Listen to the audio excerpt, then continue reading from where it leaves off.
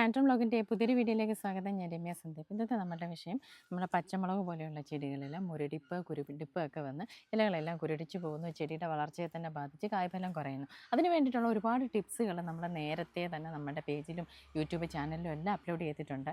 മെയിനായിട്ടും ഇതിനെല്ലാത്തിനും കൂടെ പരിഹാരം ചെയ്യുന്ന ഒരു മരുന്ന് റെഡിമെയ്ഡായിട്ട് നമുക്ക് വാങ്ങിക്കാൻ കിട്ടും. അതിനെ പറ്റിയാണ് നേരത്തെയൊക്കെ നമ്മൾ വീട്ടിൽ നമുക്ക് ചെയ്തെടുക്കാൻ പറ്റുന്ന നുറുങ്ങ് വിദ്യകൾ. അതായത് മെയിനായിട്ട് നീം ഓയിൽ, വേപ്പെണ്ണയും കൊണ്ട് വേപ്പെണ്ണ, സോപ്പ് ലായനി ഇതെല്ലാം കൂടി ഒരു നിശ്ചിത അനുപാതത്തിൽ മിക്സ് ചെയ്ത് അത് സ്പ്രേ ചെയ്ത് കൊടുത്ത് നമുക്കൊരു പരിധി വരെ ഇതിനെ സംരക്ഷിക്കാനായിട്ട് പറ്റും. എന്നാൽ അങ്ങനെയൊന്നും ചെയ്തെടുക്കാൻ പറ്റാത്തവർക്ക് റെഡിമെയ്ഡ് ആയിട്ടുള്ള ഒരു ഐറ്റം പരിചയപ്പെടുത്തുകയാണ് നമ്മൾ ചെയ്യുന്നത്.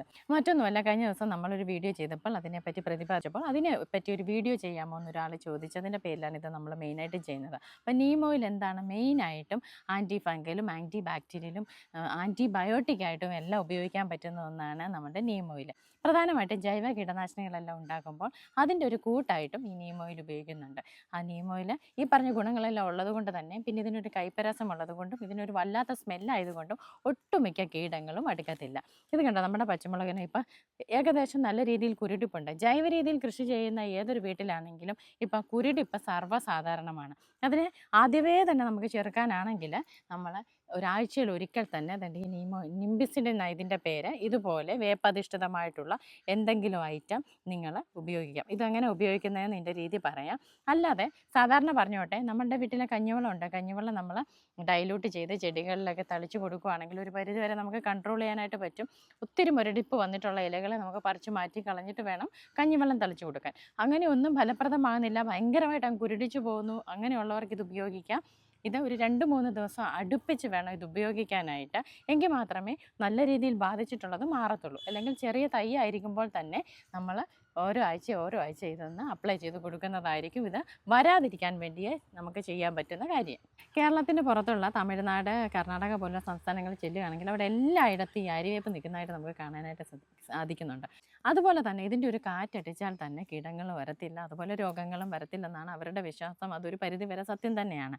അപ്പം നമ്മുടെ വീട്ടിൽ, നമ്മുടെ കൃഷിവളപ്പിൽ ഒരു ആര്യവേപ്പ് നട്ടുപിടിപ്പിക്കുന്ന അത്യാവശ്യമാണ്. കാരണം അതിൻ്റെ ഇലയാണെങ്കിൽ തന്നെ നമുക്ക് ഉരിയെടുത്തിട്ട് ഞെരടിയെടുത്തിട്ട് ആ വെള്ളത്തിൽ അലിയിപ്പിച്ചിട്ട് നമുക്ക് ഇതിൻ്റെ ഇലയിലെല്ലാം തളിച്ചു കൊടുക്കാനായിട്ട് പറ്റും.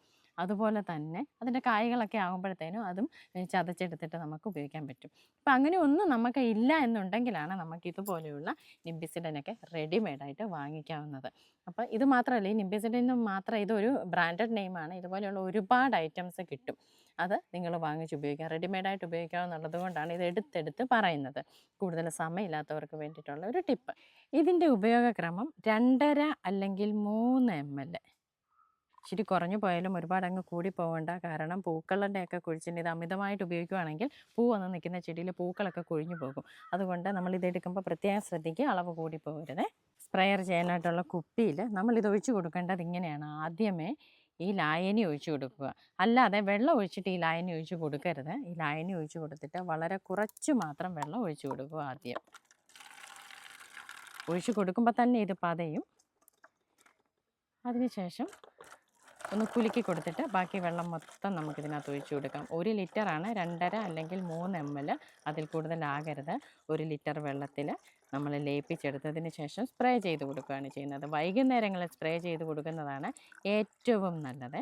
അപ്പോൾ ഒരുപാട് കീടങ്ങളുണ്ടെങ്കിൽ 3 അല്ലെങ്കിൽ 4 ദിവസം നമ്മൾ കണ്ടിന്യൂസ് ആയിട്ട് ചെടിയുടെ ഇലയിലും തണ്ടിലും എല്ലാം ഇലയുടെ 2 വശങ്ങളിലും എല്ലാം വരുന്നത് പോലെ നമ്മൾ സ്പ്രേ ചെയ്ത് കൊടുക്കാനായിട്ട് ശ്രദ്ധിക്കുക.